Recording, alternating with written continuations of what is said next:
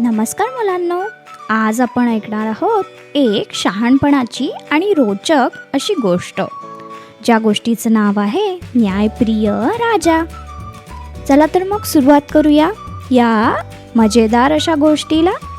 एकेकाळी एका राज्यात एक न्यायप्रिय राजा राहत होता.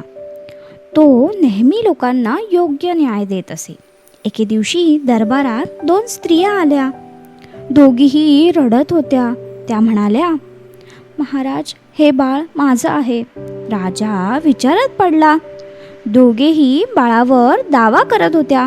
म्हणत होत्या, हे बाळ माझंच आहे. दरबारात शांतता पसरली. राजाने एक युक्ती केली. तो म्हणाला, या बाळाचे 2 भाग करा आणि दोघींना अर्ध द्या. सगळे आश्चर्यचकित झाले. पहिली स्त्री शांत राहिली, पण दुसरी स्त्री घाबरली. ती लगेच म्हणाली, नको महाराज, नको. बाळाला इजा करू नका. तिला पूर्ण बाळ द्या. राजा हसला. तो म्हणाला, खरी आई तीच आहे जी आपल्या बाळासाठी स्वतःचा त्याग करते. राजाने बाळ त्या स्त्रीला दिलं. दरबारात सगळ्यांनी टाळ्या वाजवल्या.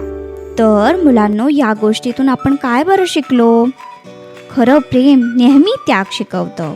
शहाणपणाने योग्य न्याय देता येतो.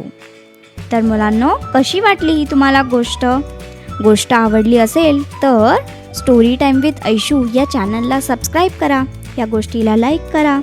तुमच्या मित्रमैत्रिणींसोबत शेअर करा. धन्यवाद. पुन्हा भेटू अशाच सुंदर गोष्टींसोबत.